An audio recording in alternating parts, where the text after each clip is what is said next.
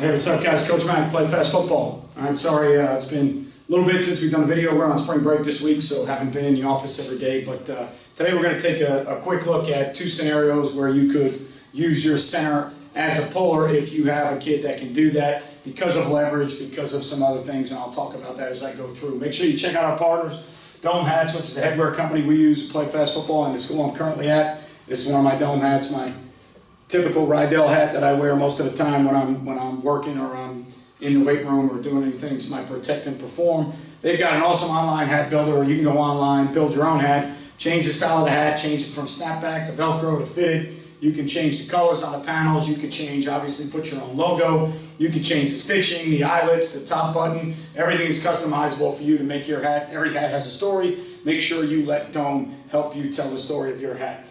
Baker Sporting Goods, the company I use for sideline gear like this shirt. Our spirit packs for our players. Our uniforms are distributed through Baker's. Anytime we do any type of online store for fans or players or sometimes teachers even, we use Baker, so make sure you check out Baker Sporting Goods. Just Play Football, a more powerful presentation. All right, it's digital software that takes your program to the next level. It's got playbook stuff and some game plan stuff that has features where you can quiz your kids so you can get a better understanding of what your kids really know about the playbook and the game plan, and in my opinion, the best play drawing tool on the market. GameStrat sideline replay system that we use. Looking for a highly reliable, highly affordable sideline replay system with great customer service, check out GameStrat. You will not be disappointed, I guarantee it. DifferenceUSA, the ultimate striking machine. We have one that we use in our weight room. You work on elbows in, thumbs up, getting thousands of reps striking and the mechanics of striking. You can work on coming out of a stance. You can work on your eye placement, hand placement to get really good and a lot of reps at striking without needing a partner. So make sure you check out DifferenceUSA. And HighandTight ball security training aid that we use. It's got sensors inside the panels. So you have to hold the ball in the proper position with the proper points of pressure. If you do not do so, all right, you will not hear the beat. When you do it correctly and you have the wrist above the elbow, proper points of pressure, the ball high and tight where it belongs, you hear the beat. As soon as you hear the beat, you know that that's the proper location, and now you build that muscle memory in your players. You can use it going through drills. You can use it, all right, in some of your different drills with your running backs to where they have to do the drill and hear the beat the entire time. If they lose the beat, they've got to change whatever they're doing to get that beat back so they understand exactly how to hold the ball because they hear it and they get that auditory feedback. So make sure you check out HighandTight. All right, so first thing we're going to look at, all right, is counterplay versus bare front. All right, first thing you've got to understand for us, if we are playing in our 20 or 11-ish personnel, all right, if we're playing with twins open, and right now I've got it drawn up in 20 personnel, and we see a bare front, it's going to be 7-on-6 in the box. Okay, so we have to figure out a way. We have to read somebody, whether that is going to be an RPO type read, which sometimes against a bare front aren't always the greatest because you'll see a lot of man free. Sometimes you'll see some 3 deep stuff or some other combination coverages, but the 7-on-6 in the box for us gives us a little bit of an issue because we have to read somebody. The other thing that gives us a little bit of an issue is that 3 technique on the backside, or if you're playing a tight front teams with that 4-eye or whatever it is, anytime that you're going to try and pull a guard, can you hinge and handle that technique with the tackle, or do you need the center to block back? Normally versus a bare front, when you're a gap team, you're going to use the center, all right, to block back, and you're going to end up with 3 one-on-one down blocks. In other words, your center would block back on a 3, guard down on a nose, tackle down on a 3.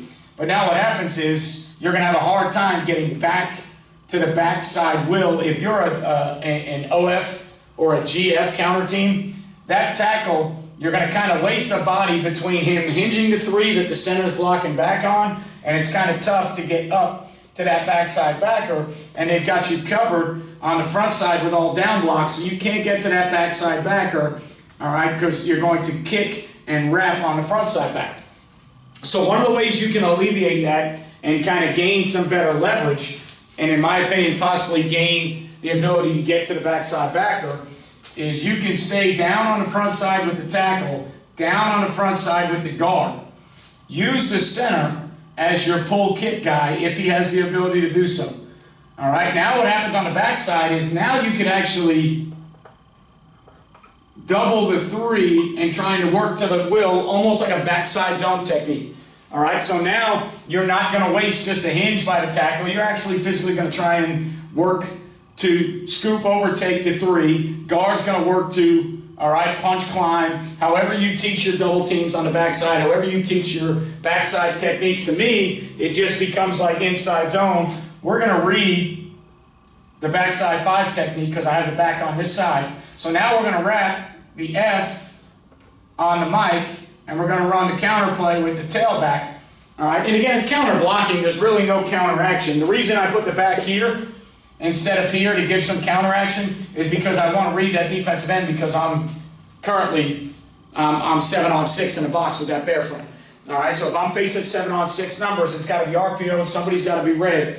So what you can do to alleviate a little bit of that issue, all right, is if you don't really love the back block of the center on the 3, and then the kind of wasted tackle hinge, if he's hinging the 3 but the 3's being blocked back, he doesn't necessarily need to hinge it, but it's going to be awfully hard unless you take a wider split and you got a tackle that can really move. It's going to be hard to get to the will if you block back. If the center blocks the 3 technique back, all right, it might cause a little bit of traffic so that your tackle can't get to the will, all right, that he's trying to overtake there. So if you pull the center and you stay on the back side, all right, with the 3 technique, and you now work to backside zone combination, that 3 technique to the will, now you can get to the backside backer and the front side backer with the pull.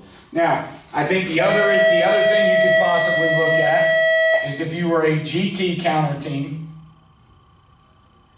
okay, if you were a GT counter team, all right, what you could possibly look at is leaving, all right, again, where I think you're going to run into the issue here is you can't get to the backside backer.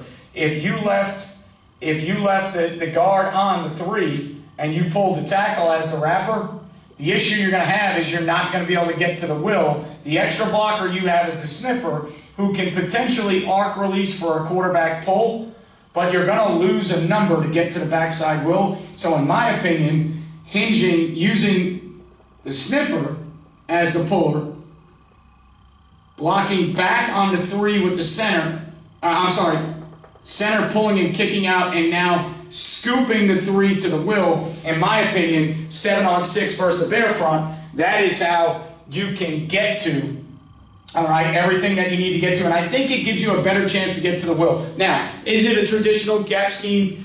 Yes, in theory it is, but nobody on the front side can get to the backside backer. When we struggle versus some really good gap teams, we try to go to bear, or we try to go to 4 eyes, we try to go to something that is going to make them have to use all individual down blocks. Now they have great angles for those down blocks, but they become all one-on-one down blocks, and you make it tough to get to the will. Now again, the issue is because we have, all right, a player removed. If we put a player into the box, all right, if we put a player into the box, depending on the front we get, if we put a player into the box, now we might gain a mic that can get back to a backer, all right, and now our numbers are good again. Okay, but if we don't have that player and we're in a 20 personnel set and we're facing somebody that wants to be in double eagle, we're probably, or bear front, whatever you want to call it, if it's man free or 3 deep, we're going to get some good options in the throw game if we can throw the football. All right, there's going to be other things we can do, but if we want to run the gap scheme, if we want to run the counter scheme, to me, if your center's a puller, I think you get in a little bit better world trying to equate all the numbers, getting 6-on-6, reading 7, and reading that backside DN, all right, with the quarterback. And now on the backside, your front side gap is not going all the way to a backside backer, so you lose that traditional part of the gap scheme, okay? But now you're just going to work some type of combination on the backside. Heck, I've even seen some teams that would fold the tackle under to the will, but the problem is with the down block on the center, I don't like, all right, although I like the leverage of the guard blocking the 3 out and the tackle folding under, all right, a tug scheme, whatever you want to call it, I don't like the tackle folding under when I'm blocking the nose down with the guard, because I think if I get moving on the nose down, that's going to affect the angle of the tug or the tackle fold. So what I like to do is I like to change this to a backside combination block, similar to a backside zone block, and work that combo up to the will linebacker. Ideally, trying to get the guard up with leverage, get the guard to punch and hold the 3 long enough that the tackle can overtake the 3, and now we've got the 6 we need it blocked, and we'll read the 7th, right? So that's one way you can do it if you want to use the center. Again, just an idea, not something you have to do, not something, all right, you probably, I'm sure there's people that have done it different ways.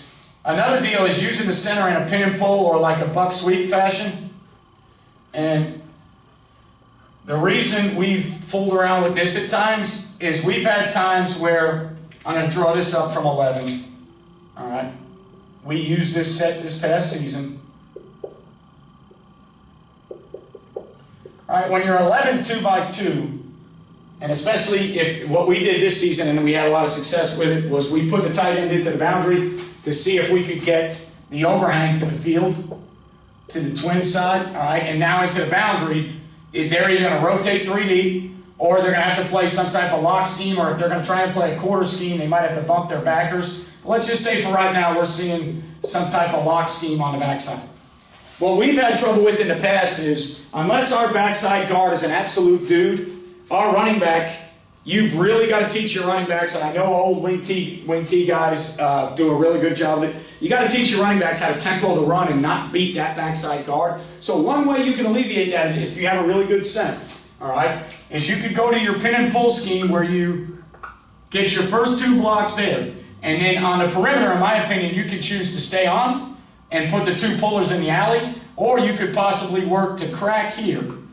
Now your first guard out, if you're cracking, again, your first guard out is going to work out to the force player. So now you're going to change the force, and you're going to go and block that lock safety. Or if that safety was down in 3 deep, you're going to go block that safety, all right, or crack that safety with your wide out. Your first guard out is going to kick the force player, okay? Now what you're going to do is you're going to use your center as the second puller. And the reason you're going to do that, all right, is it's a lot easier for your center to get out in front of your back because of, again, when you look at the alignment of where the back is. The center is 1 player further over than the backside guard. Traditional buck sweep, you pull both guards, right? When we pull both guards, all right, you really got to have a guard that can get out there and move and run because he's going to beat, all right, he's going to have to beat that tailback. Now, you got to teach the tailback how to tempo that run and how to stay with his blockers. If you use the center, all right, even though the leverage here is perfect for a back block and the guard wrap, it's perfect, it's the perfect front for the buck, okay? But if you use the center and you cut off the 2-eye, all right, and you cut off the 2-eye, now if this was a shade on the center, I think I would leave it alone. But if this was a 2-eye or a G scheme on the backside, and I could cut the G or the 2-eye off, if I use the center, and he's an athlete and he can do it, he's got a better chance of getting out in front of my running back than that guard did because that guard is coming from almost a similar alignment as the running back. Okay? So when you're a shotgun team like we are and you're trying to run a buck sweep, a lot of times what happens is your back will beat the backside guard to the play. And a lot of times the backside guard is clean up or he's extra. But right now, if we were to block this way with a crack and a kick, I'm going to need the center on that mic. So it's not going to be an extra player. Where I need to get help is I need to see if I can climb to that second level with that tackle and then possibly read the end there, or I can lock the tackle on the end and I can RPO this backside inside backer and try and get some type of glance or win route with some type of fin route and now see if I can throw the ball if the backer moves. So now I can cut off the 2-eye, lock the end, RPO off the backside will, because I've got twins out there. I've got a number 2 that can run the glance, all right, and I can throw off that will and try and throw that. Or if the apex gets in that window and messes with it too much, I can have something run by my 1, where now maybe the ball can go back out here to my 1. All right, but the center as a puller on a pin and pull scheme allows you, again, not necessarily right now. This is not because of the angles. I'm not doing this because of the angles. I'm doing this because my center will get out there in front of that buck sweep run better, faster, quicker than that guard will just because of alignment. Okay, so that's two different variations of how you can use your center, if your center's an athlete, how you can use your center as a puller. We've done it both ways. The other way we looked at it in the past is when we were running power, just traditional power out of our two-back stuff, away, which we don't see this a lot anymore because people will set the three technique to the sniffer. But when we used to have issues where the three technique was backside on the power play, and we had a center that we could do it, we really just turned it into a fold scheme. All right, so what we ended up doing was we ended up going, all right, gap down the backer, blocking down on the one, folding here, kicking the end there, and now on the backside we had the ability, okay, again, double team the three, blow them out of the water. If the back is set here and you can read the end, we had the ability to lock the backside. Okay, we didn't need any of those backside players. We love the leverage on the three, so we left the guard right there. Now that we leave the guard on the three, we don't need to hinge the tackle, so now we can either base block the five or we can do something else with the tackle. We can do whatever we want. This really just becomes a fold scheme to the play side backer, and our sniffer would be a little bit tighter here, so we can kick this, fold this, down block that, still got that open B gap for him to go backside.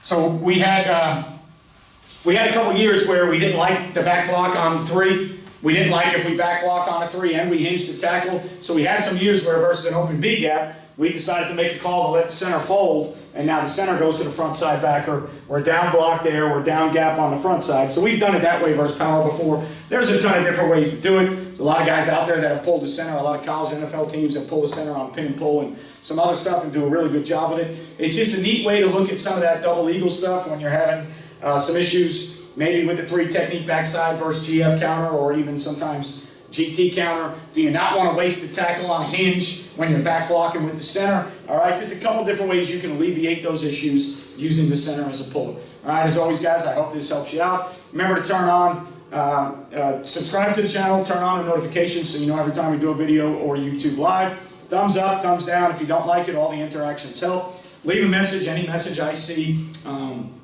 I will try and comment and respond to. If it's a message about a video and I can do the video justice, I will try and do it. If you're playing football right now, God bless you, get it done. All right, stay safe, follow all the protocols. It's being done. A lot of states playing right now in the spring. A lot of colleges playing right now in the spring.